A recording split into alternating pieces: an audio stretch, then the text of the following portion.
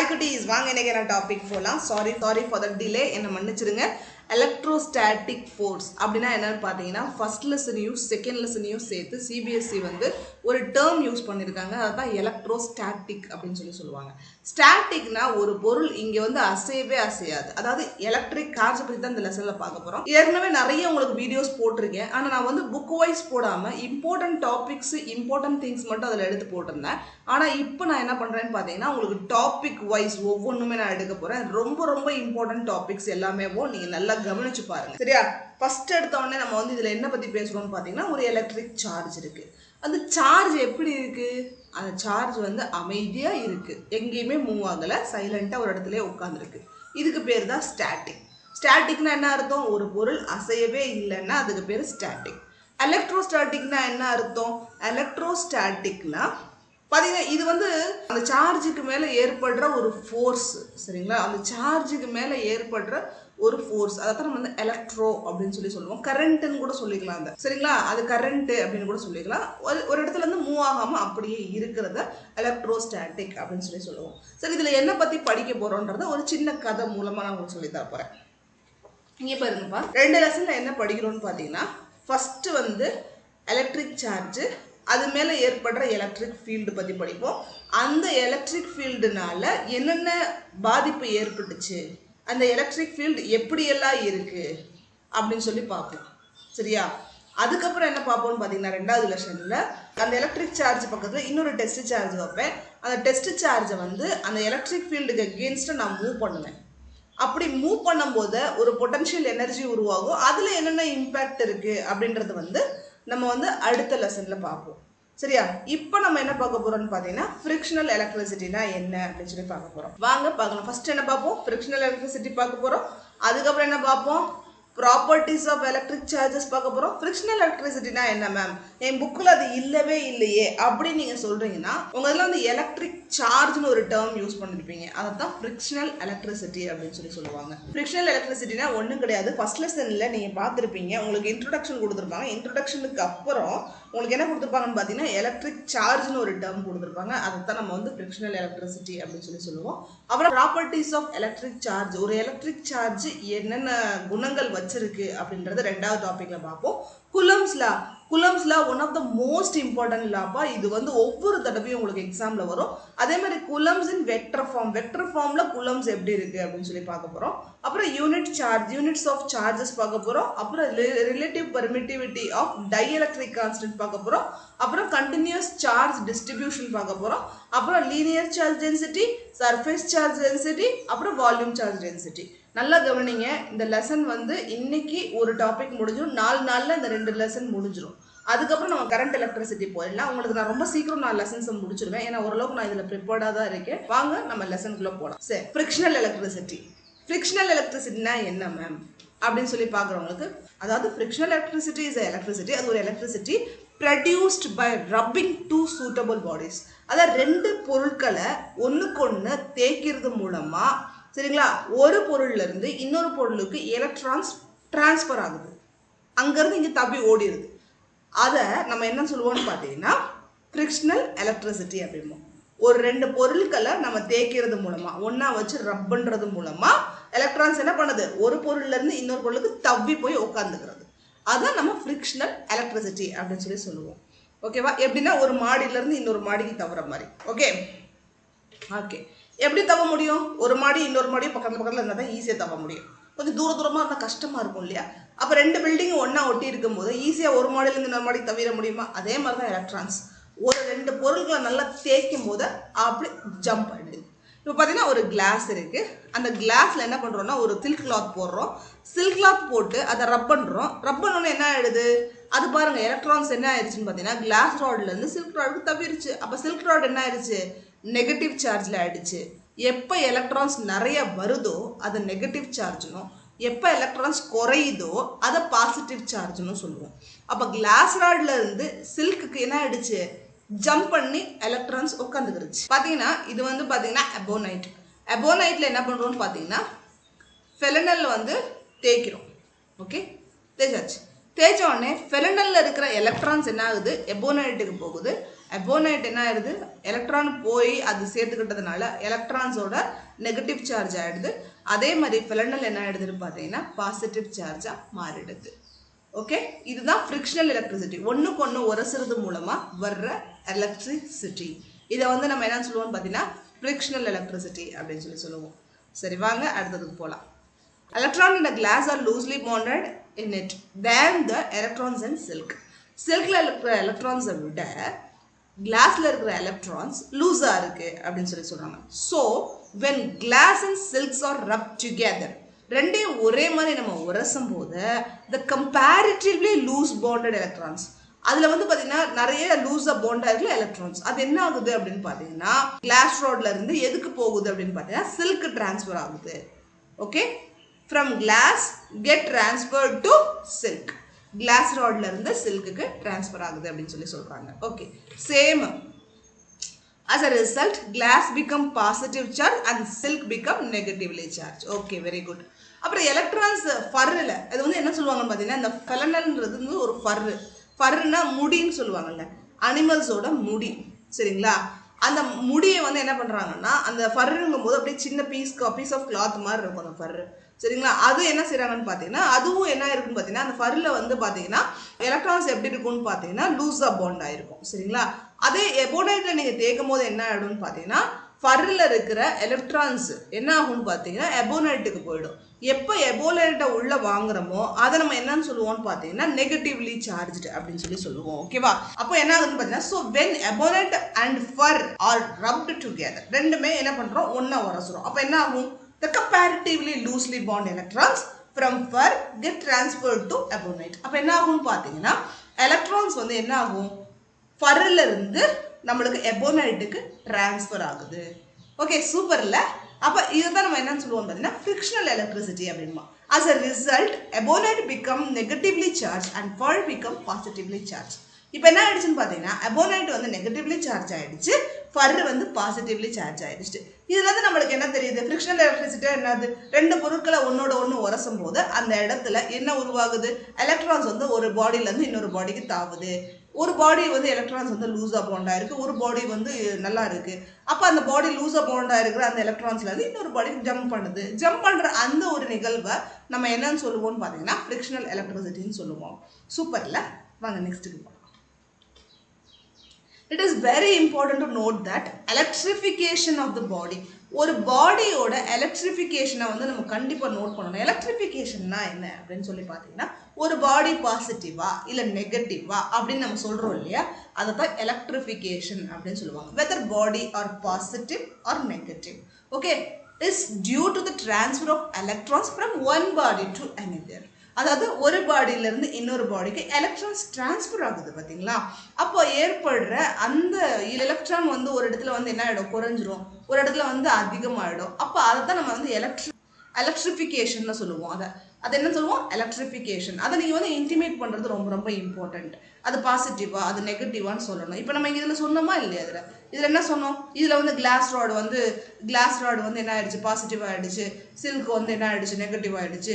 Ebonite வந்து negative ஆகிடுச்சு. அதே மாதிரி அந்த ஃபெலனல் வந்து பார்த்தீங்கன்னா பாசிட்டிவ் ஆகிடுச்சு. இதெல்லாம் நம்ம சொன்னோம் இல்லையா, அதை தான் நம்ம வந்து எலக்ட்ரிஃபிகேஷன், அதை இன்டிமேட் பண்ணணும், அதை எழுதணும். நம்ம எலக்ட்ரிஃபிகேஷன் எழுத வேண்டியது இருக்கும். அதுதான் அவங்க சொல்கிறாங்க, வேற ஒன்றும் கிடையாது. If electrons R transferred from one பாடி, சரிங்களா, ஒரு பாடியிலேருந்து, தென் த டெஃபிஷியன்சி ஆஃப் எலக்ட்ரான்ஸ், அதை தான் அவங்க திரும்பவும் சொல்கிறாங்க. அந்த எலக்ட்ரிஃபிகேஷன்னா ஒரு பாடியிலேருந்து எலக்ட்ரான்ஸ் வந்து தவிருச்சு அப்படின்னா அதை டெஃபிஷியன்சி அப்படின்னு சொல்கிறாங்க. குறைஞ்சிருச்சு இல்லையா, பத்தலை. அதுக்கு எப்போ ஒரு டெஃபிஷியன்சி வரும், டெஃபிஷியன்சியா கம்மியாக இருக்கிறது அப்படின்னு சொல்லுவாங்க.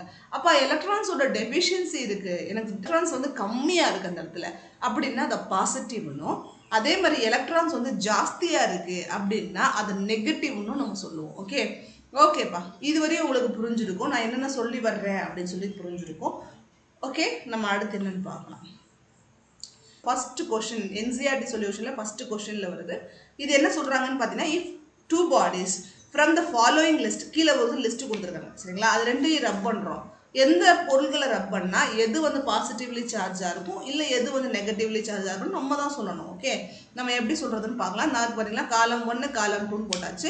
இப்போ வந்து நான் கிளாஸையும் சில்கையும் ரப் பண்ணேன்னா கிளாஸ் வந்து பாசிட்டிவா இருக்கும், சில்க் வந்து நெகட்டிவா இருக்கும். உள்ளும் ஃபெலனலும் எப்படி இருக்கும்னு பார்த்தீங்கன்னா பாசிட்டிவா இருக்கும். இது கூட எதாவது கூட நம்ம ரப் பண்ண முடியும்னு பார்த்தீங்கன்னா ஆம்பர், எபோனைட், ரப்பர், பிளாஸ்டிக் இது எல்லாமே நெகட்டிவா மாறிடும். ஏன்னா நம்ம வந்து உள்ளேயும் ஃபெலனல் தான் உங்களுக்கு தெரியும், ஃபர்ரு. ஃபெலனல்னா உங்களுக்கு தெரியும், ஃபர்ரு. ஃபெலனல்னா முடி, அனிமல்ஸோட முடியத்தான் ஃபெலனல் அப்படின்னு சொல்லுவாங்க. ஓகேவா, உள்ளும் ஃபெலனல் எல்லாரும் பாசிட்டிவ் ஆகிடும். அதே மாதிரி ஆம்பர், எபோனைட், ரப்பர், பிளாஸ்டிக் எது இது கூட தேய்ச்சாலும் உள்ளு கூடயும் ஃபர்ரு கூடயும் தேய்ச்சாலும் அது நெகட்டிவ்லி சார்ஜாக மாறிடும். Ebonite, polythene. எபோனைட் வந்து இங்கே வந்து பாசிட்டிவ்ல இருக்கும், பாலித்தீன் வந்து நெகட்டிவாக மாறிடும். அப்புறம் ட்ரை ஹேர், என்ன வைக்காம ட்ரையா இருக்குன்னு வச்சுக்கோங்களேன், அந்த முடியில வந்து ஒரு சீப்பை தேய்ச்சோம்னு வச்சுக்கோங்களேன், அப்போ என்ன ஆகும், தலையிலிருந்து அதாவது முடியிலிருந்து எலக்ட்ரான்ஸ் என்ன ஆகும், கோம்புக்கு டிரான்ஸ்ஃபர் ஆகும். அப்போ ஆட்டோமேட்டிக்காக முடியில் இருக்கிறது வந்து பாசிட்டிவும் கோம்பில் இருக்கிறது வந்து நெகட்டிவாகவும் மாறிடும். நீங்கள் வேணால் இதெல்லாம் ட்ரை பண்ணி பார்க்கலாம். முடியில் நல்லா அந்த கோம்பை வச்சு தேய்ச்சி பீஸ் ஆஃப் பேப்பர்ஸை கிழிச்சு போட்டு அந்த பேப்பர்ஸை வந்து அட்ராக்ட் பண்ண ட்ரை பண்ணலாம். கண்டிப்பாக அதில் வந்து அது பேப்பர்ஸ் வந்து அட்ராக்ட் ஆகும். ஏன்னா பார்த்தீங்கன்னா நம்ம முடியில் இருக்கிற எலக்ட்ரான்ஸ் என்ன ஆகும்னு பார்த்தீங்கன்னா கோம்புக்கு அதாவது சீப்புக்கு வந்து டிரான்ஸ்ஃபர் ஆகும். ஓகே, சரி வாங்க நெக்ஸ்ட் போகலாம். Properties of charges. Properties of சார்ஜஸ்ல என்ன மேம் இருக்கு? ஓகேவா, சார்ஜஸோட குணங்கள் என்னென்ன அப்படின்னு சொல்லி பார்த்தீங்கன்னா there exist only two types of charges, namely positive and negative. இதில் வந்து பார்த்தீங்கன்னா சார்ஜஸ் வந்து ரெண்டு டைப்ஸ் தான் இருக்கும். ஒன்று வந்து பாசிட்டிவ், இன்னொன்று negative. Like charges repels and unlike charges attracts. என்ன சொல்றாங்கன்னு பார்த்தீங்கன்னா லைக் சார்ஜஸ் என்ன பண்ணும்னு பார்த்தீங்கன்னா ஒன்றுக்கு ஒன்று ரிப்பல் பண்ணும். அதே மாதிரி அன்லைக் சார்ஜஸ் ஒன்றுக்கு ஒன்று அட்ராக்ட் பண்ணும். லைக் சார்ஜஸ்னா என்ன மேம்? லைக் சார்ஜஸ்னா ப்ளஸ் ப்ளஸ் என்ன ஆகும்னு பார்த்தீங்கன்னா ப்ளஸ் ஒன்றுக்கு ஒன்று ரிப்பல் பண்ணும். மேக்னெட் மாதிரி தான்ப்பா, மேக்னெட் லெசனில் பார்த்தோமா இல்லையா? அன்லைக் சார்ஜஸ்னா லைக் போல்ஸ் ரிப்பல் பண்ணும், அன்லைக் போல்ஸ் வந்து அட்ராக்ட் பண்ணும். அதே மாதிரி லைக் சார்ஜஸ் ரிப்பல் பண்ணும், அன்லைக் சார்ஜஸ்னா ப்ளஸும் மைனஸும் அட்ராக்ட் பண்ணும். அந்த மாதிரி. ஓகே, கேர்ளும் அடிச்சு மல்ல கட்டிடுவாங்க, பாய் கேர்ள் வரும்போது நல்லா ஃப்ரெண்ட்ஷிப்பாக இருப்பாங்க. ஏன்னா கேர்ளுக்கு மிஸ் அண்டர்ஸ்டாண்டிங் ஜாஸ்தி இருக்கும், பாய்ஸ் வந்து கொஞ்சம் மிஸ் அண்டர்ஸ்டாண்டிங் இருக்காது, அட்ஜஸ்ட் பண்ணிடுவாங்க. அதனால பாய்ஸ் கேர்ள்ஸ் இருக்கும்போது நல்ல ஃப்ரெண்ட்ஷிப் இருக்கும். அதே மாதிரி பார்த்தீங்கன்னா சார்ஜ் வந்து ஒரு ஸ்கேலார் குவான்டிட்டி. அடுத்து வந்து பார்த்தீங்கன்னா சார்ஜ் வந்து அடிக்டிவ் நேச்சரில் இருக்குது அப்படின்னு சொல்கிறாங்க. அடிக்டிவ் நேச்சர்னா என்ன மேம்? இது ரொம்ப இம்பார்ட்டண்டான குணம்ப்பா. இதுக்கு வந்து எப்படி நம்ம நியூமெரிக்கல்ஸ் 1 2 3 4 5 6 இருக்கும்போது ஜஸ்ட் ஆட் பண்ணுறோமோ அதே மாதிரி சார்ஜஸையும் நம்ம என்ன பண்ண முடியும்னு பார்த்தீங்கன்னா ப்ராப்பராக அந்த எப்படி நம்ம வந்து சம்ஸ் பண்ணுறோமோ அதே மாதிரி பண்ண முடியும் சார்ஜஸை. பார்த்தீங்கன்னா இப்போ கொடுத்துருக்காங்க பாருங்கள், +2 கூலம், +5 கூலம், -3 கூலம். நம்ம வீட்டு இருக்குன்னு வச்சுக்கோங்களேன், நம்ம வீட்டில் வந்து பார்த்தீங்கன்னா தனித்தனியாக கரண்ட் வருது இல்லையா? பார்த்தீங்கன்னா இதில் வந்து பேரலல் சப்ளைன்னு சொல்லுவாங்க. நான் வந்து ஒரு எக்ஸாம்பிளுக்கு என்ன பண்ணுறேன்னா ஒரு வீடுன்னு வச்சுக்கிறேன். நான் அந்த வீட்டில் வந்து மேல் வழியாக கரண்ட் வருது, சைடு வழியாக கரண்ட் வருது, இந்த சைடு வழியாக லெஃப்ட்டு ரைட்டு கீழ் வழியாக கரண்ட் வருது அப்படின்னு நான் ஒரு கணக்கு போடுறேன்னு வச்சுக்கோங்களேன். சைடு வழியாக கரண்ட் வெளியே போகுதுன்னு கணக்கு போடுறேன்னு வச்சுக்கோங்களேன். இப்போ வந்து மேல் வழியாக வர்ற கரண்ட்டை 2 கூலம்னும், சரிங்களா? ஃப்ரண்ட்டில் வர்ற கரண்ட்டை வந்து 5 கூலம்னும், பேக்கில் வந்து கரண்ட் வெளியேறுது அதை வந்து -3 கூலம்னு சொல்கிறேன்னு வச்சுக்கோங்களேன். அப்போ என்ன பண்ணலாம்னு பார்த்தீங்கன்னா இது ஜஸ்ட் அடிஷன் ஃபார்மில் வந்துடும். வெளியே போகிற கரண்ட் மட்டும் மைனஸில் வந்துடும், உள்ளே வர்ற கரண்ட் எல்லாம் ப்ளஸில் வந்துடும். அப்போ 2 இது உள்ளே வருது, 1 வெளியே போகுது அப்படின்னு சொல்லும் போது ஜஸ்ட் நீங்கள் என்ன பண்ணணும், 2 ஆட் பண்ணி வெளியே போகிற கரண்ட்டால் சப்ராக்ட் பண்ணிடணும். இது ஜஸ்ட் நார்மல் அடிஷன் மாதிரி இருக்கிறதுனால நம்ம என்ன சொல்கிறோம்னு பார்த்தீங்கன்னா இதுக்கு வந்து அடிக்டிவ் நேச்சர் இருக்குது சார்ஜஸ்க்கு அப்படின்ற மாதிரி அவங்க சொல்கிறாங்க. நார்மலாக எத்தனை சார்ஜ் வருதோ நம்ம ஃபுல்லாக ஆட் பண்ணிடுவோம், இதுக்கு வந்து ஒரு பெருசாக எந்த இதுவும் பண்ண போகிறதில்ல நம்ம அப்படின்னு சொல்கிறாங்க. ஓகேவா? அடுத்து வந்து சார்ஜஸ் குவான்டைஸ்ட். குவான்டைஸ்ட்னா உங்களுக்கு ஏற்கனவே தெரியும், electric charge exists in discrete packets rather than its continuous amount. குவான்டைஸ்னா என்னன்னு பார்த்தீங்கன்னா இன்டிகிரல் மல்டிபிள் ஆஃப் எலக்ட்ரான்ஸ். எலக்ட்ரான்ஸை வந்து பார்த்தீங்கன்னா இன்டிகிரல் மல்டிபிள்னா என்ன மேம் அப்படின்னு சொல்லுவீங்க. பொறுங்க நான் சொல்கிறேன். இந்த இருக்கு பாருங்க, இன்டிகிரல் மல்டிபிள்னா என்னன்னு பார்த்தீங்கன்னா சார்ஜஸ் ஈக்குவல் டு +or-NA. அப்போ இன்டிகிரல்னா என்ன மேம்? இதை நம்ம எப்படி சொல்லுவோம் அப்படின்னு சொல்லி பார்த்தீங்கன்னா இன்டிகிரல் மல்டிபிள் அப்படின்னு சொல்லுவோம். அப்படின்னா என்ன மேம்? இன்டிகிரல்னா என்னன்னு சொல்லிட்டு பார்த்தீங்கன்னா இன்டிஜர்ஸ்னா என்னது? 1 2 3 4 5 6 அந்த மாதிரி நம்பர்ஸோட சேர்ந்த மல்டிபிள் அப்படின்னு சொல்லுவாங்க. நம்பர் ஆஃப் எலக்ட்ரான்ஸ் கூட சொல்லலாம். இதை NE அப்படின்னு ரெப்ரசென்ட் பண்ணுவாங்க. Q is equal to +or-NE அப்படின்னு சொல்லுவாங்க. அதைத்தான் நம்ம என்ன சொல்றோம், குவான்டைஸ்ட். குவான்டைஸ்ட்னா என்னன்னு பார்த்தீங்கன்னா ஒரு சார்ஜ் எப்படி ஒரு இடத்துல ப்ரெசென்ட் ஆயிருக்கும்னு பார்த்தீங்கன்னா இருக்கும் அப்படின்னு சொல்லி பார்த்தீங்கன்னா இன்டிகிரல் மல்டிபிளா இருக்கும். அதாவது நம்பர்ஸ் ஆஃப் எலக்ட்ரான்ஸாக இருக்கும், ஒரு பேக்கேஜாக இருக்கும். ஒரு பேக்கெட்டில் சிப்ஸில் வந்து 10 சிப்ஸ் இருக்கும் அப்படின்னு சொன்னோம்னா ஒரு பேக்கெட்டில் அது வந்து அதே மாதிரி தான் ஒரு இதில் வந்து 10 எலக்ட்ரான்ஸ் இருக்குது அப்படின்ற மாதிரி இன்டிகிரல் மல்டிபிளாக இருக்கும். இன்டிகிரல்னா இன்டீஜரோட சேர்ந்த ஒரு மல்டிபிளாக இருக்கும். Okay, integral multiples fundamental electron charge. இது ஏன் உங்களுக்கு திரும்ப திரும்ப சொல்லி தரேன்னா 2 மார்க்ஸ் கொஸ்டின்ப்பா, 2 மார்க்ஸ் கொஸ்டின் 2 மார்க்ஸில் கண்டிப்பாக கேட்பாங்க. ஓகே, அதே மாதிரி எலக்ட்ரான்ஸ் எவ்வளோ இருக்குன்னு பார்த்தீங்கன்னா எலக்ட்ரான்ஸோட வேல்யூ எவ்வளோ இருக்குன்னு பார்த்தீங்கன்னா 1.6 × 10⁻⁻19 கூலம். ஓகே, உங்களுக்கு புரிஞ்சிருக்குன்னு நினைக்கிறேன். பார்த்தீங்கன்னா இது வந்து கன்சர்வ்னா என்ன சொல்கிறாங்க, சார்ஜஸ் கன்சர்வ். சார்ஜஸ் கன்சர்வ்டுங்கும் போது ஒரு பொருளை உருவாக்கவும் முடியாது, அழிக்கவும் முடியாது. சரிங்களா, அந்த மாதிரி இதை தான் நம்ம வந்து கன்சர்வ்டுன்னு சொல்லுவோம். சரிங்களா, the algebraic sum of positive and negative charges in an isolated system remains constant. பாசிட்டிவாக இருக்கட்டும் நெகட்டிவாக இருக்கட்டும் சார்ஜஸ், சரிங்களா, ஒரு பொருளில் எப்படி இருக்கும்னு பார்த்தீங்கன்னா அது நிலையாக தான் இருக்கும். அந்த பொருளோட எண்ணிக்கை வந்து மாறாது அப்படின்னு சொல்கிறாங்க. இப்போ வந்து நம்ம என்ன பண்ணுறோம் பார்த்தீங்கன்னா கிளாஸ் ராடை வந்து ரப் பண்ணுறோம் சில்கை வச்சு. அப்போ நெகட்டிவ் சார்ஜ் என்ன ஆயிடுச்சு, சில்கில் வந்து negative charges appear on the silk and equal amount of positive charges appear in the glass. அதுக்கு ஈக்குவலா பாசிட்டிவ் சார்ஜ் வந்து அப்பியர் ஆகும். சில்கில் வந்து எவ்வளோ அமௌண்ட் ஆஃப் நெகட்டிவ் சார்ஜ் இருக்கோ அவ்வளோ அமௌண்ட் ஆஃப் பாசிட்டிவ் சார்ஜ் வந்து கிளாஸ் ராடில் இருக்கும். சரிங்களா, எப்பயுமே ஒரு சார்ஜ் வந்து ஒரு பொருளில் வந்து புதுசாலாம் உருவாகாது. சரிங்களா, இந்த நெட்டு சார்ஜ் கிளாஸுக்கும் சில்க்குக்கும் எப்படி இருக்கும்னு பார்த்தீங்கன்னா system remains 0 before and after rubbing. பார்த்தீங்கன்னா எப்பயுமே கான்ஸ்டண்ட்டாக இருக்கும். நீங்கள் ரப்பனாலும் சரி ரப்பனாலையும் சரி எப்பயுமே எப்படி இருக்கும்னா கான்ஸ்டண்ட்டாக இருக்கும் அப்படின்னு சொல்கிறாங்க. கன்சர்வ்னாலே எலக்ட்ரிக் கன்சர்வ்னாலே அது வந்து எப்பயுமே கான்ஸ்டண்ட்டாக இருக்கும் அப்படின்னு சொல்லுவோம். It does not changes with velocity also. Velocity மூலமாக கூட அதை சேஞ்ச் பண்ண முடியாது அப்படின்னு சொல்கிறாங்க. இப்போ நம்ம நிறைய விஷயங்கள் பார்த்துட்டோம். என்னென்ன விஷயங்கள் பார்த்தோம்னு பார்த்தீங்கன்னா இதில் வந்து நம்ம என்னென்ன பார்த்தோம் பார்த்தீங்கன்னா அதுக்கு என்னென்ன குணங்கள் இருக்குன்னு பார்த்தோம். அது வந்து பாசிட்டிவ் நெகட்டிவ் சார்ஜில் இருக்கும். அதை ரிப்பல் லைக் சார்ஜஸ் ரிப்பல் பண்ணணும், அன்லைக் சார்ஜஸ் அட்ராக்ட் பண்ணணும். அது வந்து ஒரு ஸ்கேலார் குவான்டிட்டி, அதுக்கு வந்து அடிக்டிவ் நேச்சர் இருக்குது, அது குவான்டைசைஸ் அது வந்து குவான்டைஸ்ட் ஆகுது. அதாவது இன்டிகிரல் மல்டிபிளா ஒரு பேக்காக இருக்குது. Q = +or-n ரொம்ப ரொம்ப இம்பார்ட்டண்டான ஃபார்முலா அது இருக்குது. அதே மாதிரி சார்ஜஸ் இஸ் கன்சர்வ்டுனா charges not created not destroyed அந்த மாதிரி ஒரு கன்சர்வ்டு ஃபார்முலா இருக்குல்ல, அது சார்ஜஸ்க்கும் வரும். ஓகே, இந்த இருக்கு பாருங்க, charges is not possible to created or destroyed net charges carried by an isolated system. ஒரு சிஸ்டத்தில் இருக்கிற சார்ஜஸை நம்ம என்ன பண்ண முடியாது, உருவாக்கவும் முடியாது அழிக்கவும் முடியாது. ஒரு பொருளில் இருக்கிற சார்ஜஸை நம்ம என்ன பண்ண முடியாது, உருவாக்கவும் முடியாது அழிக்கவும் முடியாது. அதுக்கு பேர் தான் கன்சர்வேஷன். அதுக்கு பேர் தான் கன்சர்வேஷன். இப்போ என் தலையில் வந்து பாசிட்டிவ் நெகட்டிவ் சார்ஜஸ் இருக்குன்னா அது உருவாக்கவும் முடியாது அழிக்கவும் முடியாது. அப்போ டிரான்ஸ்ஃபர் ஆகுதே மேம், அதுக்கு ஈக்குவலாக வந்து டிரான்ஸ்ஃபர் ஆகுதுன்னா அதுக்கு ஈக்குவலாக அது பேலன்ஸ் பண்ணிடும். அதை வந்து புதுசாக வந்து உருவாக்கவே முடியாது அழிக்கவும் முடியாது. ஓகே, இது வந்து கன்சர்வேஷன் ஆஃப் சார்ஜஸ். இது வந்து நல்லா தெரிஞ்சுக்கோங்க. இவ்வளோ தான் நம்ம படிச்சிட்டோம். அடுத்து வந்து பார்க்கலாம். Okay, recently the existence of quark of charge 1/3 electrons and 2/3 electrons has been postulated. If the quarks are detected in any experiments with the concentrate practical evidence, then the minimum value of quantum of charge will be either 1/3 electrons or 2/3 electrons. However, the law of quantization will be hold good. பார்த்தீங்கன்னா hold of electrons இப்போ வந்து பார்த்தீங்கன்னா நம்மளுக்கு வந்து ஃப்ராக்ஷன்லாம் வராதுப்பா. Quantisation பார்த்தோம் பார்த்தீங்களா, NE அப்படின்னு சொல்லி. NE வந்து ஒன்று வந்து பாயிண்டில் வராது, டெசிமல்ஸில் வராது. அதே மாதிரி பார்த்தீங்கன்னா 1/3 வராது. ஃபுல் அண்ட் ஃபுல் உங்களுக்கு வந்து பார்த்தீங்கன்னா ஹோல் நம்பரில் தான் வரும். எப்படின்னு பார்த்தீங்கன்னா 1 2 3 4 5 6 7 8 9 10 அந்த மாதிரி தான் வரும். 2/3லையோ இல்லை பாயிண்ட்ஸ்லையோ கண்டிப்பாக வரவே வராது. இது வந்து தெரிஞ்சுக்கோங்க, இதில் முக்கியமான பாயிண்ட். அடுத்து நம்ம பார்க்க போகிறது வந்து குலம்ஸ்லா. குலம்ஸ்லா வந்து பார்த்தீங்கன்னா என்ன கண்டுபிடிச்சாரு அப்படின்னு சொல்லி பார்த்தீங்கன்னா குலம்ஸ்லா எதை பேஸ் பண்ணி இருக்குன்னு ஃபர்ஸ்ட் தெரிஞ்சுக்கோங்க. குலம்ஸ்லா வந்து ஃபோர்ஸ் பிட்வீன் 2 பாயிண்ட்ஸ். 2 பாயிண்ட்னா எலக்ட்ரிக் சார்ஜஸ், ரெண்டு எலக்ட்ரிக் சார்ஜஸ்க்கு நடுவில் இருக்கிற அந்த ஃபோர்ஸஸை தான் நம்ம என்னன்னு சொல்கிறோம்னு பார்த்தீங்கன்னா குலம்ஸ்லா. அது இப்படி ரெண்டு எலக்ட்ரிக் சார்ஜுக்கு நடுவில் ஃபோர்ஸ் இருக்குது, அதை போய் நீங்கள் எப்படி குலம்ஸ்லான்னு சொல்கிறீங்க? அவர் அதை தான் கண்டுபிடிச்சாரு, அதனால அதுக்கு ஒரு பேர் வச்சாரு குலம்ஸ்லான்னு.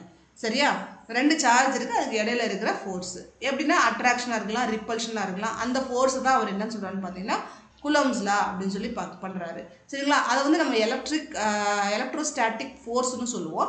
த எலக்ட்ரோஸ்டாட்டிக் ஃபோர்ஸ் ஆஃப் இன்ட்ராக்ஷனுங்கும் போது எது வேணாலும் இருக்கலாம், அட்ராக்ஷனாக இருக்கலாம் இல்லை ரிப்பல்ஷனாக இருக்கலாம். ஒரு இன்ட்ராக்ஷன், அதாவது அது கூட ஒரு கனெக்ஷன் வச்சுருக்காரு. ஏதோ ஒரு கனெக்ஷன் ஒன்று அது தள்ளி விடுது இல்லை ஒன்று அட்ராக்ட் பண்ணுது, அதுதான் இன்ட்ராக்ஷன் அப்படின்னு சொல்லுவோம். Electrostatic force of interaction electric charges between two electric charges it directly proportional to the product of charges, inversely proportional to the square of distance between them and act along the joining to two charges. இன்னொரு நான் வாசிச்சிடுறேன். The electrostatic force of interaction attraction or repulsion between 2 point electric charges. 2 point electric charges is directly proportional to the product of charges, inversely proportional to the square of distance between them and acts along the line joining the two charges. Okay, இதுதான் வந்து coulombs லா. எனக்கு புரியவே இல்லையே. Okay, நான் சொல்கிறேன் கேளு. Coulombs லா என்ன சொல்லுது அப்படின்னு சொல்லி பார்த்தீங்கன்னா, ரெண்டு சார்ஜஸ் இருக்கு இல்லையா, அந்த ரெண்டு சார்ஜஸ் நீங்கள் மல்டிபிள் பண்ணிங்கன்னா அது எதுக்கு ப்ரப்போர்ஷனலாக இருக்கும்னு பார்த்தீங்கன்னா ஃபோர்ஸுக்கு ப்ரப்போர்ஷனல், அதில் ஏற்படுற ஃபோர்ஸுக்கு ப்ரப்போர்ஷனலாக இருக்கும். ப்ரப்போர்ஷனல்னா ஈக்குவலாக இருக்கும். சரிங்களா? அதோட டிஸ்டன்ஸ் எப்படி இருக்கும்னு பார்த்தீங்கன்னா அந்த ஃபோர்ஸுக்கு வந்து இன்வெர்ஸ்லி ப்ரப்போர்ஷனலாக இருக்கும். அப்படின்னா என்ன அர்த்தம்னு பார்த்தீங்கன்னா ஃபோர்ஸ் அதிகமாகும் போது தூரம் வந்து குறையும், ஃபோர்ஸ் குறையும் போது தூரம் வந்து அதிகமாகும். எனக்கு புரியவே இல்லையே. இந்த இருக்கு பாருங்க, காமிக்கிறேன் பாருங்க. Coulomb's law strictly எதை பற்றி பேசுது அப்படின்னு சொல்லி பார்த்தீங்கன்னா Coulomb's law applies the stationary points. அது ஸ்டேஷனரி பாயிண்ட்ஸ்னா கரெக்டான ரெண்டு ஈக்குவல் சார்ஜஸ் வைக்கிது, அதோட டிஸ்டன்ஸ் ஆறுங்குது. அப்போ எப்படி இருக்குன்னு பார்த்தீங்கன்னா இந்த இருக்கு பாருங்க, F is proportional to Q1 Q2. Okay, F is inversely proportional to R squared. அப்போ என்ன ஆகும், R டிஸ்டன்ஸ் அதிகமாகும் போது ஃபோர்ஸ் குறையும், டிஸ்டன்ஸ் குறைஞ்சா ஃபோர்ஸ் அதிகமாகும். இது கண்டிப்பாக ஞாபகம் வச்சுக்கணும். ரெண்டு ஃபோர்ஸை நீங்கள் மல்டிபிள் பண்ணிங்கன்னா ப்ராடக்ட்னா என்ன அர்த்தம், மல்டிப்ளிகேஷன் அர்த்தம். அப்போ நீங்கள் இந்த ஃபார்முலாவை மனப்பாடம் பண்ணிட்டீங்கன்னா உங்களுக்கு வந்து இந்த ஸ்டேட்மெண்ட் ஈஸியாகிடும். அப்போது நம்ம என்ன சொல்லுது, எலக்ட்ரோஸ்டாட்டிக் ஃபோர்ஸ் ஆஃப் இன்ட்ராக்ஷன் என்ன வேணாலும் இருக்கலாம், அட்ராக்ஷன் இல்லை ரிப்பல்ஷனாக இருக்கலாம், பிட்வீன் 2 பாயிண்ட் சார்ஜஸ். ரெண்டு பாயிண்ட் சார்ஜஸ் வச்சிருக்கா Q1 Q2ன்னு இந்த இருக்கா, Q1 Q2 okay is directly proportional to the product of charge. அப்போ இது Q1 Q2 இருக்குது பார்த்தீங்களா, 2 point charge is directly proportional to the product of charges, multiple of charges, inversely proportional. அது இந்த எலக்ட்ரோஸ்டாட்டிக் ஃபோர்ஸ் அதை பற்றி தான் பேசிட்டு இருக்காங்க. inversely proportional உல்டா, அதோட டிஸ்டன்ஸ்க்கு உல்டாவாக இருக்கும். inversely proportional to the distance between them and act along the line joining to the charges. இந்த line act along the line joining to the charges, அதே லைனில் தான் இருக்கும். இந்த சார்ஜ் இங்கே இருந்து இப்படி ரிப்பேர் பண்ணாது, இப்படி ரிப்பேர் பண்ணாது, இதே லைனில் தான் ரிப்பேர் பண்ணும். Okay okay super. அடுத்து வந்து என்ன பார்க்க போகிறோம்னு பார்த்தீங்கன்னா, இல்லாட்டி அந்த ஃபார்முலா வந்து இப்படி எழுதணும், F proportional to Q1 Q2 by R square. இது ரெண்டையும் ஒன்று சேர்த்துட்டேன். அப்புறம் ஒன்று சேர்த்ததுக்கப்புறம் இப்படி எழுதலாம். அந்த ப்ரொபோர்ஷனல் எடுக்கிறதுக்காக ஒரு K வந்து கான்ஸ்டண்ட்டாக நம்ம கொண்டு போய் சேர்க்குறோம். அப்போ where K is a positive constant of a proportionality called electrostatic force constant or Coulomb's constant. இப்போ வந்து நம்ம K வந்து என்னன்னு சொல்கிறோம்னு பார்த்தீங்கன்னா அது ஒரு கான்ஸ்டன்ட் வேல்யூ, எலக்ட்ரோஸ்டாட்டிக் ஃபோர்ஸோட கான்ஸ்டன்ட் இல்லை கூலம்போட கான்ஸ்டன்ட் அப்படின்னு சொல்லி சொல்கிறோம். சரிங்களா? அது ஒரு பாசிட்டிவ் கான்ஸ்டன்ட். ஓகே, ப்ரொபோர்ஷனாலிட்டிக்கு பதிலாக நம்ம போடுறோம், ப்ரொபோர்ஷனுக்கு பதிலாக நம்ம அந்த கேவை போடுறோம், அது ஒரு கான்ஸ்டன்ட் வேல்யூ. ஓகேவா? இப்போ உங்களுக்கு இது புரிஞ்சிருக்கும்னு நினைக்கிறேன். ரொம்ப ரொம்ப ஈஸி. கூலம்ஸ்லாம் ஒன்றுமே கிடையாது. Force, electrostatic force of interaction between 2 point charges is directly proportional to the product of charges and inversely proportional to the square of distance. என்ன மாதிரி கரெக்டாக நீங்கள் சொல்லிடலாம். ஏன்னா ரொம்ப ரொம்ப ஈஸி. இது நீங்கள் படிக்க உங்களுக்கு ஈஸியாக வந்துடும். பார்த்தீங்கன்னா கேங்கிறது என்னன்னு பார்த்தீங்கன்னா வேக்யூம்னா எதுவுமே இல்லாத இடம். சரிங்களா? எதுவுமே இல்லாத இடத்துல காற்று கூட இருக்கிறதுனால காலி ஸ்பேஸ் தான் நம்ம வேக்யூம் அப்படின்னு சொல்லுவோம். காலி ஸ்பேஸில் அந்த கே வந்து எப்படி சொல்லுவோம்னு பார்த்தீங்கன்னா K is equal to 1/4πε0. இந்த எப்சிலனாட்டுங்கிறது என்னன்னு சொல்லுதுன்னு பார்த்தீங்கன்னா அது காலி ஸ்பேஸ், அந்த இருக்கிற இடத்த சொல்லுது. அந்த Q1 Q2 சார்ஜ் எந்த இடத்துல இருக்குன்னு பார்த்தீங்கன்னா அந்த காலி ஸ்பேஸில் இருக்குல்ல, அதுதான் வந்து எப்சிலனாட் சொல்லுது. அது காலி ஸ்பேஸில் அந்த சார்ஜஸ் இருக்குது அப்படின்னு சொல்லுது. ஓகே, அந்த கேவோட வேல்யூ என்னன்னு பார்த்தீங்கன்னா 1/4πε0. அந்த எப்சிலனாட்ங்கிறது என்னன்னு பார்த்தீங்கன்னா permittivity of free space. 1 mark question, எப்சிலனாட் permittivity of free space. 1 mark question. Okay next பார்க்கலாம். ஒரு மீடியத்தில் எப்படி இருக்கும்னு பார்த்தீங்கன்னா எப்சிலனாட்னு போட மாட்டாங்க, இதை வந்து எப்சிலன்னு யூஸ் பண்ணணும். K is equal to 1/4πε. அப்புறம் where epsilon is the absolute electric permittivity of dielectric medium. டைஎலக்ட்ரிக்னா என்ன மேம்? டைஎலக்ட்ரிக்னாலே உங்களுக்கு வந்து இன்சுலேட்டர்ஸ்னு சொல்லுவாங்க. இல்லை இது இங்கே என்ன டேர்ம் யூஸ் பண்ணுறாங்க அப்படின்னு சொல்லி பார்த்தீங்கன்னா எப்சிலனுங்கிறது தண்ணியாக கூட இருக்கலாம், இல்லை வேற மீடியத்தை தான் டைஎலக்ட்ரிக் மீடியம் அப்படின்னு சொல்கிறாங்க. Absolute the permittivity of dielectric medium. Dielectric மீடியம்னா another electric medium. இதே கெபாசிட்டன்ஸ்ல பார்க்கும்போது இன்சுலேட்டர்ஸ் வைப்பாங்க, அதை தான் டைஎலக்ட்ரிக் அப்படின்னு சொல்லுவாங்க, டைஎலக்ட்ரிக்னு சொல்லுவாங்க. அது வந்து நம்ம அப்புறம் பார்ப்போம். இப்போ வந்து இதுல டைஎலக்ட்ரிக்னா என்னன்னு பார்த்தீங்கன்னா டைஎலக்ட்ரிக் மீடியம்னு சொல்றாங்க. ஒரு வாட்டரா இருக்கலாம், ஒரு கிளாஸ் பீஸ் கிளாஸை வந்து பார்த்தீங்கன்னா கிளாஸுக்கு நடுவில் சார்ஜ் வைக்கலாம், இல்லை 2 சார்ஜஸையும் வைக்கலாம், இல்லை தண்ணிக்கு நடுவில் 2 சார்ஜஸையும் வைக்கலாம். அதே மாதிரி நிறைய திங்ஸ் நடுவில் கொண்டு வரலாம். காற்றுக்கு பதிலாக காற்றுல ஏரில் வச்சுருக்காங்க 2 சார்ஜரையும், இந்த 2 சார்ஜரையும் வேறு வேறு இடத்துல வைக்கும்போது அதில் வந்து நம்ம என்ன யூஸ் பண்ணுவோம்னு பார்த்தீங்கன்னா டைஎலக்ட்ரிக் யூஸ் பண்ணுவோம். டைஎலக்ட்ரிக் மீடியம்னு அதை சொல்லுவோம். Okay, epsilon dielectric medium. Absolute electric permittivity ரொம்ப இம்பார்ட்டன்ட்பா. அப்புறம் வந்து என்ன பண்ண போகிறோம்னு பார்த்தீங்கன்னா டைஎலக்ட்ரிக் கான்ஸ்டன்ட் ஆர் எலக்ட்ரிக் பார்த்தீங்கன்னா ரிலேட்டிவ் பெர்மிட்டிவிட்டி. இப்போ என்ன பார்க்க போகிறோம், டைஎலக்ட்ரிக் கான்ஸ்டன்ட் இல்லை ரிலேட்டிவ் பெர்மிட்டிவிட்டி. நான் என்ன சொன்னது டைஎலக்ட்ரிக் மீடியம்னு சொன்னேன். இப்போ நம்ம பார்க்க போகிறது dielectric constant or relative permittivity or specific inductive capacity or dielectric coefficient is given by. பாருங்க, இதுக்கு ஒன்றுக்கு மட்டுமே எத்தனை பேர் இருக்குன்னு பாருங்க. இதில் எந்த கொஸ்டின் கேட்டாலும் உங்களுக்கு ஆன்சர் பண்ண தெரியணும். ஒன்று டைஎலக்ட்ரிக் கான்ஸ்டன்ட் கொடுத்தாலும் என்ன சொல்ல தெரியணும், அப்புறம் ரிலேட்டிவ் பெர்மிட்டிவிட்டின்னு கொடுத்தாலும் சொல்ல தெரியணும், அப்புறம் ஸ்பெசிஃபிக் இண்டக்டிவ் கெப்பாசிட்டின்னு கொடுத்தாலும் சொல்ல தெரியணும், அப்புறம் dielectric coefficient is given by என்ன சொல்லுவாங்க, K is equal to epsilon r is equal to epsilon by epsilon naught. இந்த epsilon r எப்படி வந்துருந்துச்சுன்னு நான் ஏற்கனவே ஒரு வீடியோவில் போட்டிருந்தேன் நான் உங்களுக்கு, epsilon r எப்படி வந்திருக்கு அப்படின்னு சொல்லி. ஓகே, இதை நான் இப்போ திரும்ப கூட நான் உங்களுக்கு சொல்லி கொடுக்குறேன். ஏன்னா epsilon r எப்படி வந்துச்சுன்னு உங்களுக்கு தெரியணும் இல்லையா. epsilon by epsilon naught எப்படி வரும்னு பார்த்தீங்கன்னா 1 by epsilon naught இருக்குது பார்த்தீங்களா. இங்கே பாருங்கப்பா எப்படி சொல்கிறாங்கன்றதை நான் உங்களுக்கு சொல்லிடுறேன். ஏன்னா அப்போ தான் உங்களுக்கு புரியாது எப்படி வந்துச்சு அந்த ஃபார்முலான்னு. ஒயிட் எடுத்துக்கிறோம். ஓகே, இப்போ பார்த்தீங்கன்னா நம்மளுக்கு என்ன ஃபஸ்ட்டு கிடச்சிச்சு, கே ஃபஸ்ட்டு நம்ம வந்து ஏரில் இருந்துச்சு சரியா. ஏர்லங்கும் போது நான் வந்து KA வச்சுக்கிறேன் நான் சரியா. அடுத்து வந்து இது வந்து நான் வாட்டரில் வைக்கிறேன்னு வச்சுக்கோங்க, KW வச்சுக்கோங்க.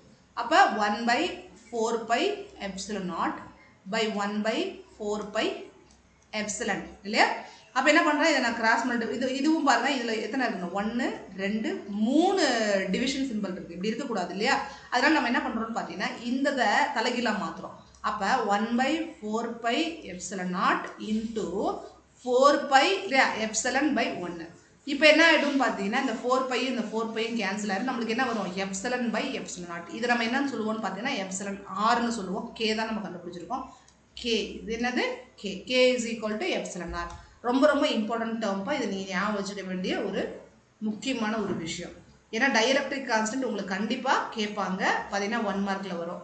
இது எல்லாமே 1 மார்க்கில் வரும்னு சொல்கிறீங்களே மேம், எல்லாமேவா கொடுக்க போகிறாங்க, எல்லாமே கொடுக்க மாட்டாங்க. எனக்கு என்ன கொடுப்பாங்கன்னு நமக்கு தெரியாது இல்லையா. அதனால நம்ம எல்லாமே படித்து வச்சுக்கிறது ரொம்ப ரொம்ப நல்லது. எதுக்கு இருந்தாலும் நம்ம ரெடியாக இருக்கிறது நல்லது. ஓகே ஓகேப்பா, நம்ம அடுத்து என்னன்னு பார்க்கலாம். ஓகே, இப்போ என்ன பண்ண போகிறோம்னு பார்த்தீங்கன்னா therefore இன் வேக்யூமில் எப்படி இருக்குன்னு பாருங்கள். F is equal to 1 by 4 pi epsilon naught Q1 Q2 by R square. ஒரு வேக்யூமில் அதோட ஃபார்முலா என்ன மேடம், இது புதுசாக இருக்கே. அந்த கேக்கு பதிலாக தான்ப்பா 1 by 4 pi epsilon naught போட்டிருக்காங்க. நம்ம ஏற்கனவே கே பார்த்தோமா இல்லையா, F is equal to K Q1 Q2 by R square. அதுக்கு பதிலாக கேக்கு பதிலாக 1 by 4 pi epsilon naught போட்டிருக்காங்க. புதுசாக ஒரு ஃபார்முலாவும் கிடையாதுப்பா, அதே ஃபார்முலாவில் கேவை தூக்கிட்டு இதை போட்டிருக்காங்க, அவ்வளோதான் சரியா. அடுத்து வந்து மீடியத்தில் எப்படி இருக்கும்னு பார்த்தீங்கன்னா அந்த epsilon naught கூட epsilon r சேர்ந்துடும். 1 by 4 pi இந்த இதில் epsilon naught epsilon rக்கு பதிலாக இதுக்கு பதிலாக நம்ம என்ன எழுதிக்கலாம்னு பார்த்தீங்கன்னா epsilon மட்டும் எழுதிக்கலாம்.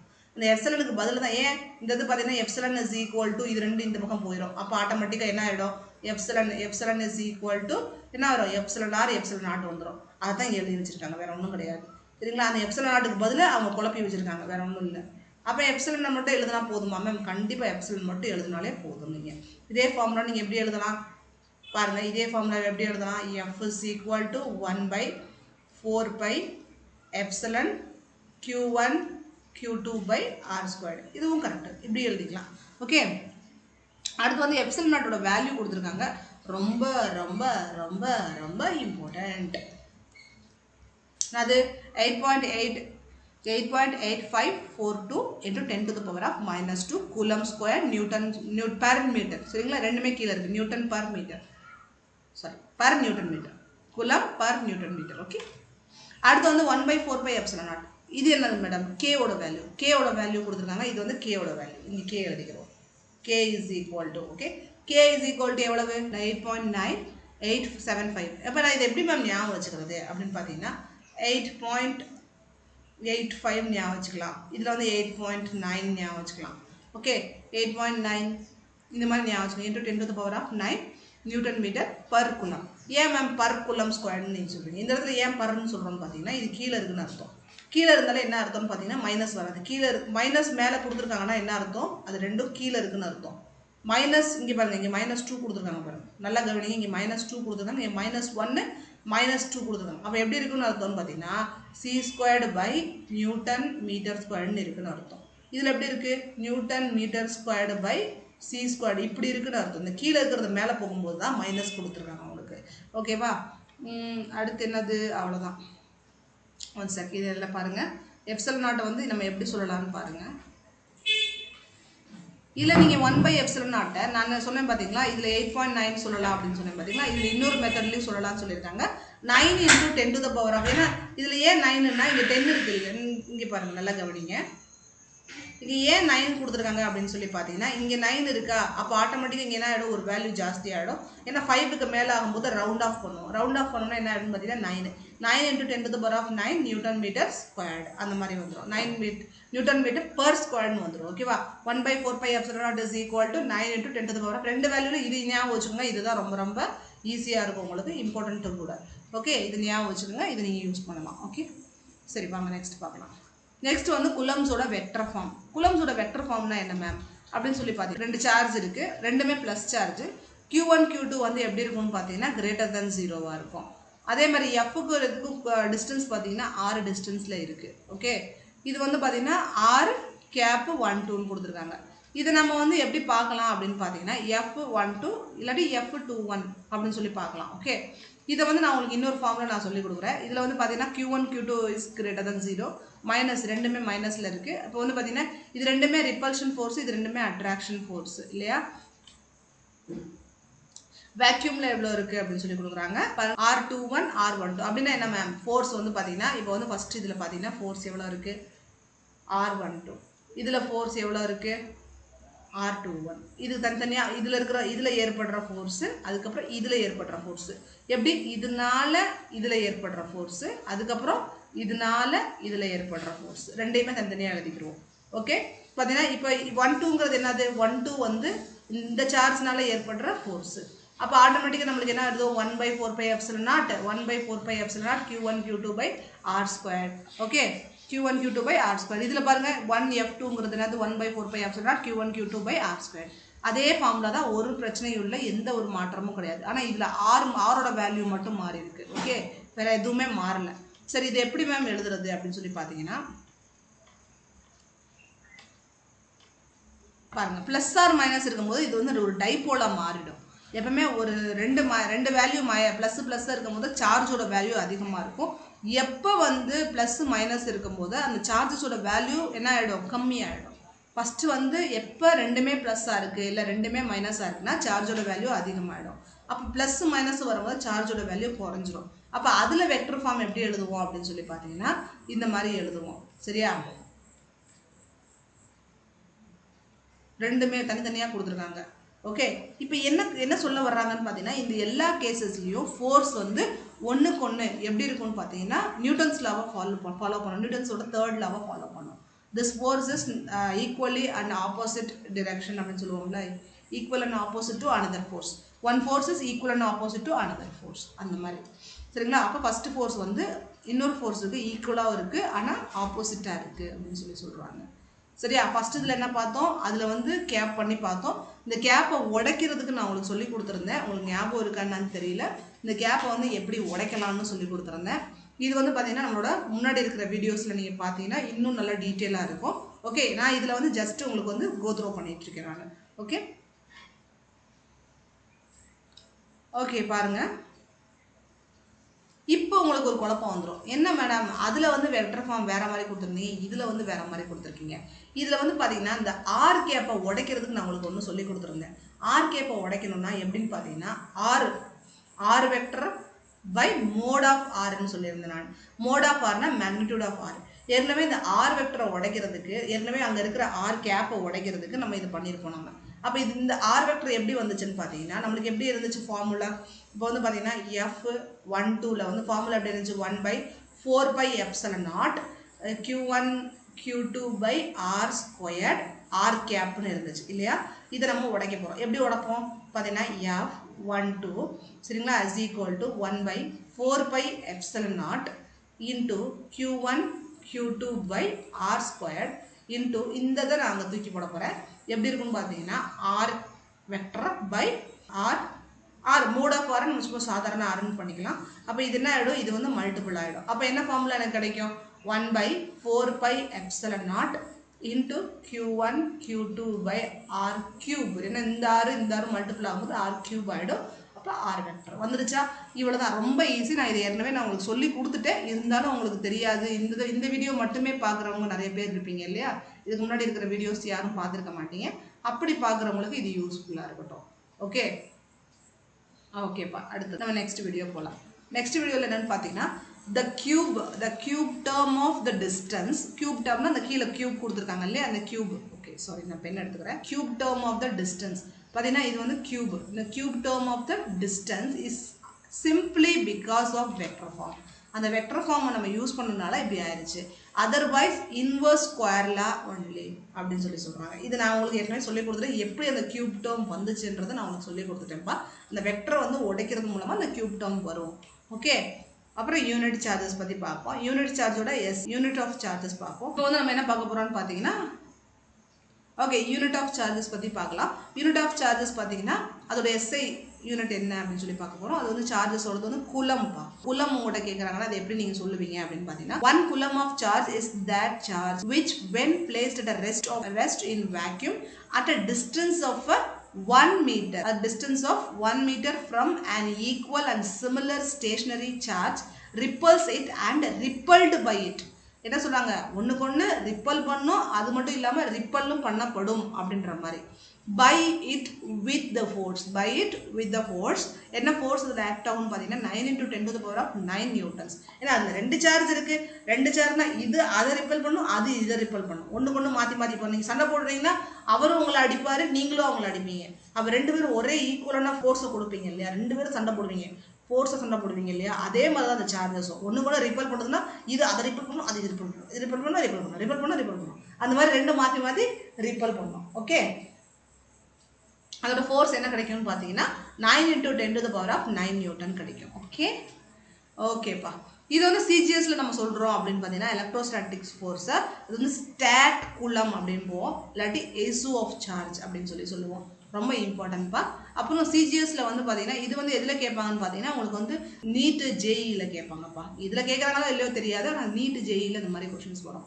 அப்போ சிஜிஎஸ் எலக்ட்ரோஸ்டாட்டிக் சிஸ்டமில் வந்து பார்த்தீங்கன்னா K is equal to 1/k ங்கிறது வந்து பார்த்தீங்கன்னா டைஎலக்ட்ரிக் கான்ஸ்டன்ட்ப்பா டைஎலக்ட்ரிக் கான்ஸ்டன்ட் அதை ஞாபகம் வச்சுக்கோங்க அப்புறம் வேக்யூமில் வந்து பார்த்தீங்கன்னா 1ன்னு வச்சுக்கோங்களேன் அப்போ வேக்யூமில் வந்து 1 இருக்குன்னு வச்சுக்கோங்க எக்ஸாம்பிளுக்கு 1 இருக்குன்னு வச்சுட்டிங்கன்னா அப்போ அந்த K வந்து மறைஞ்சிருமா அப்போ F is equal to Q1 Q2 by R squared அந்த மாதிரி வந்துடும் ஓகே அப்போ Q1 Q2 says Q பார்த்தீங்கன்னா சார்ஜை பற்றி சொல்லுது அப்புறம் R வந்து 1 சென்டிமீட்டர்னு சொல்லிக்கிறோம் பார்த்தீங்கன்னா இப்போ வந்து Q1 Q2 வந்து நம்ம Qன்னு சொல்லிக்கிறோம் அதே மாதிரி ஆரை வந்து என்ன சொல்கிறோம்னு பார்த்தீங்கன்னா 1 சென்டிமீட்டர்னு சொல்கிறோம் எஃப்ஐ வந்து 1 டைன்னு சொல்கிறோம் சரிங்களா சொல்லிட்டு அப்புறம் தென்னு Q எவ்வளவுன்னு கேட்குறாங்க Q வந்து +or-1 ஸ்டாட்டிக் குலம் இருக்கும் அப்படின்னு சொல்கிறாங்க இது ஒரு குட்டி சம் மாதிரி கொடுத்துருக்காங்க பார்த்தீங்கன்னா இப்போ எப்படின்னு பார்த்தீங்கன்னா Q1 Q2 வந்து நம்ம Qன்னு சொல்லிக்கிடுவோம் சரியா அப்போ R வந்து 1 அப்போ ஃபோர்ஸும் 1 இருக்குது 1 is equal to Qன்னு இருக்குது அப்போ Q எப்படி இருக்குன்னு பார்த்தீங்கன்னா Q is equal to +or-1ன்னு வந்துடும் +or-1ன்னு வந்துடும் ஏன்னா Q squared வந்துடும் இல்லையா இங்கே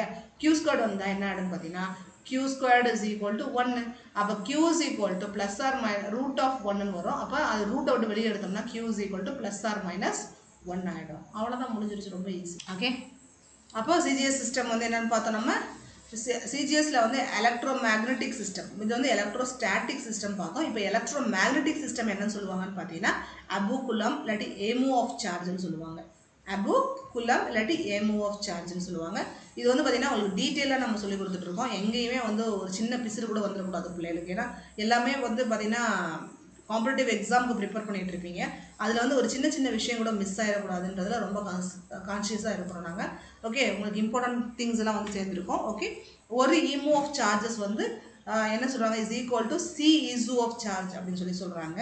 அதே மாதிரி ஒரு இமு ஆஃப் சார்ஜ் வந்து 3 × 10⁻10 இசு ஆஃப் சார்ஜ். சிங்கிறது வந்து லைட்டை குறிக்குதுப்பா. என்னடா சி கொடுத்துருக்காங்களே இதை பற்றி ஒன்றுமே எக்ஸ்பிளைன் பண்ணலையே அப்படின்னா C is equal to light, speed of லைட்னு சொல்லுவாங்கள்ல, லைட்டோட ஸ்பீடை குறிக்கிறது. ஓகே, லைட்டோட ஸ்பீடை குறிக்குது. அதனால தான் லைட்டோட ஸ்பீட் எவ்வளவு 3 × 10⁻10 இசு சார்ஜ். ஒரு குலம் ஆஃப் சார்ஜ் நம்ம என்னன்னு சொல்லுவோம்னு பார்த்தீங்கன்னா 3 × 10⁻9 ஸ்டேட் குலம்னு சொல்லுவோம். அதே மாதிரி ஒரு ஆப் குலம்ங்கிறது வந்து 10 குலம் அப்படின்னு சொல்லுவோம். இது எல்லாமே நீங்கள் வந்து சரி நம்ம அடுத்து போவோம். அடுத்து என்னன்னு பார்த்தீங்கன்னா relative permittivity or dielectric constant or specific inductive நம்ம ஏற்கனவே பார்த்துட்டு அதை பற்றின டீட்டெயில் வீடியோவில் பார்ப்போம். பார்த்தீங்கன்னா டைஎலக்ட்ரிக் கான்ஸ்டன்ட்னா என்னன்னு உங்கள்கிட்ட ஒரு கேள்வி கேட்பாங்க. அப்போ the dielectric constant or relative permittivity or specific induction capacity or dielectric coefficient is given by the ratio of absolute permittivity of medium or a permittivity of free space. நம்ம ஏற்கனவே இதை நம்ம பார்த்துட்டோம்ப்பா. இதை நம்ம பார்த்துட்டோம் இல்லையா? இது எப்படி நம்ம சொல்லுவோம் அப்படின்னு சொல்லி பார்த்தீங்கன்னா is define the ratio of electrostatic force. Electrostatic ஃபோர்ஸோட ரேஷியோ. ஏன்னா இது நான் எப்படி கண்டுபிடிச்சேன்னாலே உங்களுக்கே தெரியும். ஏன் இதை ரேஷியோ ஆஃப் எலக்ட்ரோஸ்டாட்டிக் ஃபோர்ஸ் அப்படின்னு சொல்கிறாங்கன்னு பார்த்தீங்கன்னா இது எப்படி ஆக்சுவலாக அமையும் அப்படின்னு நான் சொல்லிடுறேன். இங்கே பாருங்கள், நான் இந்த ஓரத்தில் எழுதுறேன், நீங்கள் பாருங்கள். ஃபோர்ஸ் அப்படின்னா நீங்கள் ஃபஸ்ட்டு வந்து சார்ஜ் என்ன பண்ணுறீங்கன்னு பார்த்தீங்கன்னா வேக்யூமில் வைக்கிறீங்க. வேக்யூமில் வைக்கும்போது என்ன ஆயிரும், இதில் ஒரு ஃபோர்ஸ் கிடைக்குமா, Q1 Q2/r² வந்துருச்சா. இது வந்து வேக்யூமில் வைக்கும் போது காற்றே இல்லாமல் ஃப்ரீ ஸ்பேஸில் வைக்கும் போது நம்மளுக்கு வந்து இந்த சார்ஜ் ஃபோர்ஸ் கிடைக்குது. அப்புறம் நீங்கள் என்ன பண்ணுறீங்க, தூக்கிட்டு போய் தண்ணியில் வைக்கிறீங்க. தண்ணியில் வச்சா என்ன ஆகும், எப்சிலன் வருமா. நான் உங்களுக்கு ஏற்கனவே சொல்லியிருக்கேன்னா டைஎலக்ட்ரிக் கான்ஸ்டன்ட் அந்த இடத்துல வரும்னு. அப்போ r². டைஎலக்ட்ரிக் மீடியம் வச்சுருக்கோமா, அப்போ அந்த இடத்துல எப்சிலன் வரும் இல்லையா. அப்போ நம்ம என்ன பண்ணுறோம், இதையும் அடிச்சு விட்றோம். ரெண்டுமே சேமாக இருக்கனால ஜஸ்ட் அடிச்சு விட்ருங்க. அடிச்சு விட்டு இப்போ நமக்கு என்ன கிடைக்கும், இது மட்டும் கிடைக்குமா. இது என்ன பண்ணணும், நம்ம தலைகீழாக கொண்டு போகணும். என்ன நான் சொல்லியிருக்கேன்னா இல்லையா, தலைகீழாக கொண்டு போகும்போது என்ன ஆகிடும்னு பார்த்தீங்கன்னா இந்த 4π அடியாகிடும்.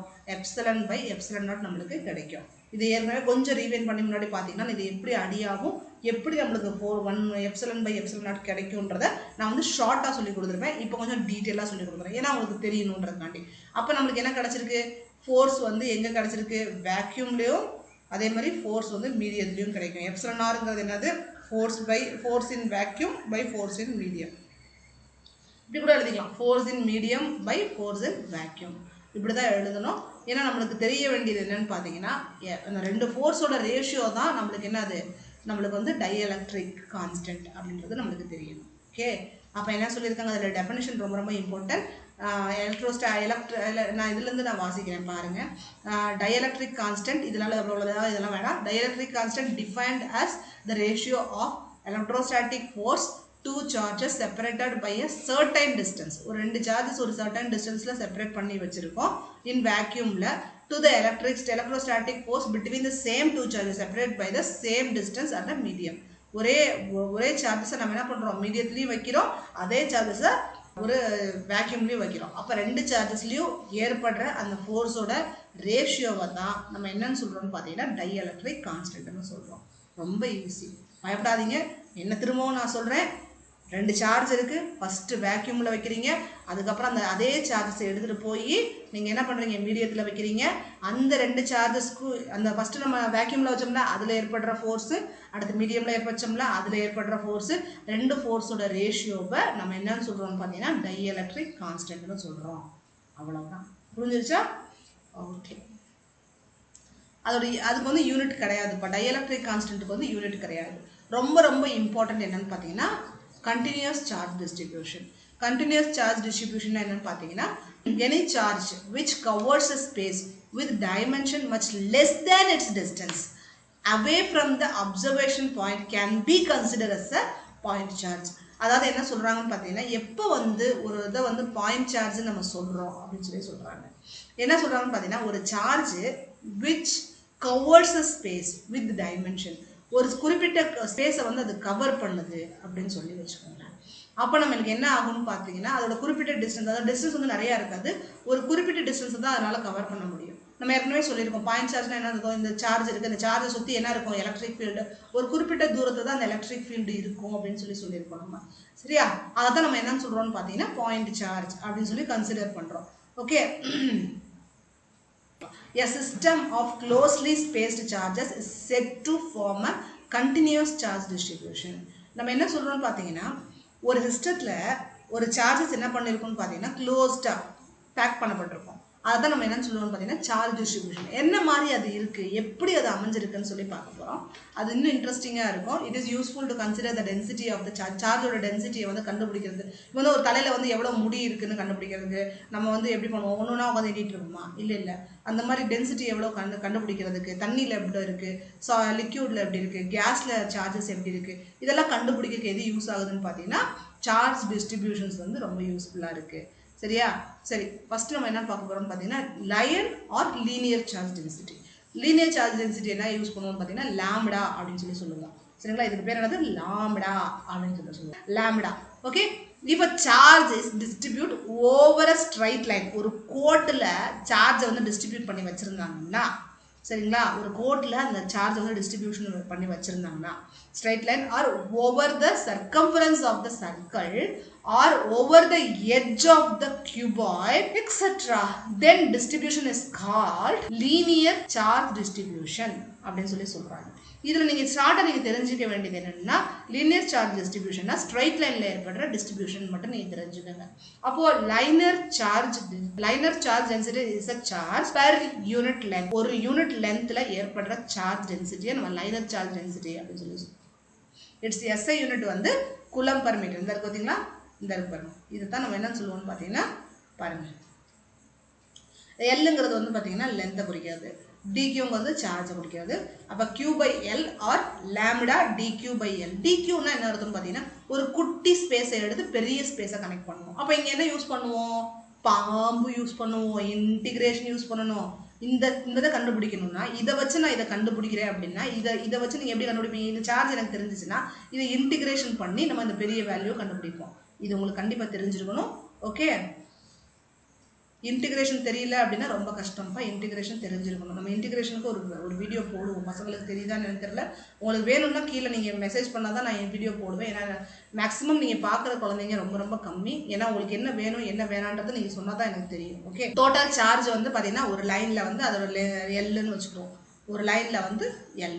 அதே மாதிரி கியூ இஸ் ஈக்குவல் டு நான் சொன்னேன் பாம்பு யூஸ் பண்ணணும், அதே தான். ஓகே, இது எப்படி யூஸ் பண்ணியிருப்பாங்கன்னு ஒரு டவுட் வரும். எப்படி மேம் லாம்டா எல் எப்படி மேம் வந்துச்சு அப்படின்னு சொல்லியிருக்காங்க. பார்த்தீங்கன்னா எல் டிஸ்டன்ஸில், சரிங்களா, எல் டிஸ்டன்ஸில் இந்த லாம்டாவோட வேல்யூ நம்ம கண்டுபிடிக்கிறோம். இதுதான் நம்ம என்ன சொல்லுவாங்கன்னா லைன் டென்சிட்டி அப்படின்னு சொல்லுவாங்க. அப்போ டோட்டல் சார்ஜ் இப்போ வந்து இன்னும் சின்ன பாயிண்ட்டை தான் எடுத்திருக்கோம். அப்போ அதுலேருந்து நான் உங்களுக்கு என்ன சொன்னேன், டோட்டல் சார்ஜ் கண்டுபிடிக்கணும். எப்படி கண்டுபிடிப்பீங்க, நீங்கள் வந்து இது பார்த்தீங்கன்னா நம்மளுக்கு சார்ஜ் தான் தேவைப்படுது. அப்போ சார்ஜ்னா கிராஸ் மல்டிப்ளிகேஷன் பண்ணுவீங்க. கிராஸ் மல்டிப்ளிகேஷன் பண்ண வரும் லாம்டா டிஎல் வரும். லாம்டா டிஎல் எப்படி கண்டுபிடிப்பீங்க, அப்போ இந்த இடத்துல வந்து இன்டிகிரேஷன் பண்ணுவீங்க. Q is equal to integration lambda DL. எந்த இதில் லென்த்தை கண்டுபிடிக்க போகிறோம், L2 எங்கேருந்து இன்ஃபினிட்டின்னு கூட போட்டுக்கலாம், நம்ம இஷ்டம். ஓகே, நம்ம எப்படி கண்டுபிடிக்கணும் அது பார்த்தீங்கன்னா ஒரு நியூமரிக்கல்ஸ் மூலமாக தான் இதை கண்டுபிடிக்க முடியும். இதை பற்றி நம்ம டீட்டெயிலாக நம்ம அடுத்தடுத்து பார்க்கலாம். இப்போ வந்து லீனியர் சார்ஜ் டென்சிட்டினா என்ன என்ன அர்த்தம், ஒரு லைனில் வந்து எவ்வளோ சார்ஜ் வந்து டிஸ்ட்ரிபியூட் ஆயிருக்கு, அதுதான் லீனியர் சார்ஜ் டென்சிட்டி அப்படின்னு சொல்லுவோம். இப்போ என்ன பார்க்க போகிறோம்னு பார்த்தீங்கன்னா surface charge density. Surface charge டென்சிட்டிங்கிறத வந்து நம்ம சிக்மா அப்படின்னு சொல்லுவோம். சர்ஃபேஸ் சார்ஜ் டென்சிட்டி சிக்மா அப்படின்னு சொல்லுவோம். சிக்மானா என்னன்னு பாருங்க, சர்ஃபேஸ் சார்ஜ் டென்சிட்டினா என்னன்னு பாருங்க. சர்ஃபேஸ் சார்ஜ் டென்சிட்டி வந்து பார்த்தீங்கன்னா ஒரு சர்ஃபேஸ் ஃபுல்லாக நிறைஞ்சிருக்கிறது. இப்போ அப்படின்னு பார்த்தீங்கன்னா வீடு தர இருக்குன்னா எல்லா இடத்துலையும் தர இருக்கு இல்லையா வீட்டுக்குள்ள, அந்த மாதிரி ஃபுல்லாக எல்லா இடத்துலையுமே ஈவனாக சார்ஜஸ் வந்து ஸ்ப்ரெட்டாக இருக்கும். அதை வந்து சர்ஃபேஸ் சார்ஜ் டென்சிட்டி அப்படின்னு சொல்லுவோம். அப்போ என்ன சொல்லுவாங்க, if a charge distribute overall surface எல்லா இடத்துலையுமே பரவி இருந்துச்சுன்னா then the distribution is called surface charge density. ஓகேவா? அப்போ surface charge density is a charge per unit area. ஒரு யூனிட் ஏரியாவில் எவ்வளோ சார்ஜ் இருக்குது அப்படின்னு சொல்லுவோம். பாருங்க, இங்கே பாருங்கள் எவ்வளோ சார்ஜஸ் இருக்குன்னு பாருங்கள். ஃபுல்லாக அந்த ஏரியா ஃபுல்லாக கவர் ஆகிருக்கு. நம்ம என்ன பண்ண போகிறோம்னு பார்த்தீங்கன்னா ஒரு குட்டி யூனிட் எடுக்கிறோம். வழக்கம் போல் ஒரு குட்டி யூனிட் எப்படி எடுப்போம், dq by ds. எஸ்ங்கிறது ஏரியாவை குறிக்கிறது, ஒமேகா அந்த இருக்கு பாருங்க, இந்த எஸ் வந்து ஏரியாவை குறிக்குது, இது வந்து ஒமேகா. இது வந்து சின்ன வேல்யூ. ஒரு குட்டி இடத்த வச்சு பெரிய இடத்த கண்டுபிடிக்கிறோம். அப்போ என்ன பண்ணுவோம், சிக்மா பாம்பு யூஸ் பண்ணுவோம். பாம்பு யூஸ் பண்ணுவோம் இல்லையா. பாம்பு யூஸ் பண்ணும்போது என்ன ஆகும்னு பார்த்தீங்கன்னா கிராஸ் மல்டிப்ளிகேஷன் பண்ணுவோம். வழக்கம் போல் கிராஸ் மல்டிப்ளிகேஷன் பண்ணால் dq is equal to இது என்ன பண்ணுவோம், கிராஸ் மல்டிப்ளிகேஷன் பண்ணுவோம். அப்போ இங்கே என்ன வரும்னு பார்த்தீங்கன்னா ஒமேகா ds வரும். அப்போ இந்த இடத்துல இன்டிகிரேஷன் பண்ணுறோம். அப்போ ஒமேகா dsன்னு எழுதுகிறோம். ஓகே, எதுலேருந்து, எஸ்லேருந்து, அதோட சர்ஃபேஸ்லேருந்து, சர்ஃபேஸ் ஃபுல்லாக தானே, சர்ஃபேஸ்லேருந்து நம்ம அதோட வேல்யூவை கன்க்ளூட் பண்ணுவோம். பார்த்தீங்கன்னா இதில் என்ன பார்க்க போகிறோம்னு பார்த்தீங்கன்னா வால்யூம் சார்ஜ் டென்சிட்டி. இது வந்து நம்ம என்னன்னு சொல்லுவோம்னு பார்த்தீங்கன்னா ரோன்னு சொல்லுவோம். அப்போ நம்ம வால்யூம் சார்ஜ் டென்சிட்டின்னா நம்ம வந்து ஒரு மக் இருக்குது, நம்ம மக்கில் வந்து பால் நிறைய நிரப்புறோம்னு வச்சுக்கோங்களேன், அதுதான் வால்யூம்னு சொல்லுவோம். வால்யூம்னு என்ன அர்த்தம், ஒரு பொருள் இருக்குது, ஒரு வாளி இருக்குது, வாளியில் நான் ஃபுல்லாக தண்ணி பிடிச்சி வச்சேன்னா அந்த தண்ணி இருக்கிற அந்த இடத்த தான் ஸ்பேஸ் தான் நம்ம வால்யூம்னு சொல்லுவோம் இல்லையா. அப்போ அந்த வால்யூம் ஃபுல்லாக சார்ஜ் எவ்வளோ நிறைஞ்சிருக்கு அதை தான் நம்ம வந்து வால்யூம் சார்ஜ் டென்சிட்டின்னு சொல்லுவோம். அது வந்து வால்யூம் சார்ஜோட டென்சிட்டி வந்து ஒரு பர் யூனிட்ல வால்யூம் எவ்வளோ இருக்குது அதை கண்டுபிடிக்கிறது தான் இதோட ஃபார்முலா. வந்து பார்த்தீங்கன்னா யூனிட் வந்து பார்த்தீங்கன்னா குலம் பர் மீட்டர் கியூப், சரிங்களா. ஏன்னா வால்யூமோட இது நான் என்ன பண்ணுறேன்னு பார்த்தீங்கன்னா ரோ வந்து நான் குலம் வந்து வின்னு வச்சுக்கிறேன். Rho is equal to q by v. அதே மாதிரி பார்த்தீங்கன்னா or rho is equal to dq by டிவின்னு வச்சுக்கிறேன். அப்போ ஆட்டோமேட்டிக்காக எனக்கு என்ன கிடைக்கும்னு பார்த்தீங்கன்னா இதை நான் கிராஸ் மல்டிப்ளிகேஷன் பண்ணுறேன். கிராஸ் மல்டிப்ளிகேஷன் பண்ணால் எனக்கு என்ன கிடைக்கும், பி டிவின்னு கிடைக்கும். இது வந்து எனக்கு கிடைச்சிருக்க சின்ன வேல்யூ. அப்போ சாரி பின்ட்டு நான் இது ரோ டிவின்னு கிடைக்கும். ரோ டிவி வந்து எனக்கு கிடைச்ச ரொம்ப சின்ன வேல்யூ. இதை நான் கண்டுபிடிக்கணும்னா நான் இதுக்கு இன்டிகிரேஷன் பண்ணணும். அப்போ இன்டிகிரேஷன் பண்ணால் நான் எதை கண்டுபிடிப்பேன்னு பார்த்தீங்கன்னா இப்போ வந்து நான் என்ன பண்ணுறேன்னு பார்த்தீங்கன்னா சார்ஜோட வால்யூம் வந்து நான் வின்னு வச்சுருக்கேன். அப்போ வி வந்து வி தூரத்தில் வி ஃபுல்லாக நம்ம அந்த வால்யூம் ஃபுல்லாக நம்ம கண்டுபிடிக்க போகிறோம். அப்போ எப்படி கண்டுபிடிப்போம்னு பார்த்தீங்கன்னா rho is equal to DV. Rho வந்து இன்டிகிரேஷன் ஆஃப் டிவி. இதை வச்சு நம்ம என்ன கண்டுபிடிப்போம்னு பார்த்தீங்கன்னா வால்யூம் கண்டுபிடிப்போம். ஓகேப்பா, அவ்வளோதான் நம்மளோட ஸ்லைடு வந்து எண்ட் ஆகிடுச்சு. உங்களுக்கு பிடிச்சிருந்துச்சுன்னா கண்டிப்பாக உங்கள் அன்பை உங்களோட லைக் மூலமாக தெரிவிங்க. இது உங்களுக்கு பிடிச்சிருக்குன்னு நான் நம்புகிறேன். பார்த்தீங்கன்னா இதை வந்து ஷேர் பண்ணுங்கள் முடிஞ்ச அளவுக்கு. நம்மளோட இதுக்கு எவ்வளோ தூரம் நம்ம வந்து டைம் ஸ்பெண்ட் பண்ணுறோம், இதுக்கு எவ்வளோ தூரம் நம்ம வந்து பண்ணுறோன்றது உங்களுக்கு தெரியும். அதனால் உங்களுக்கு பிடிச்சிருந்துச்சுன்னா லைக் கொடுங்க, சப்ஸ்கிரைப் பண்ணுங்கள். நம்ம நெக்ஸ்ட் வீடியோவில் கண்டிப்பாக சந்திப்போம். அடுத்த வீடியோவை டக்குன்னு நான் முடிச்சு விட்டுறேன், உங்களுக்கு ஈஸியாக இருக்கும் அடுத்த வீடியோ. Okay, bye bye.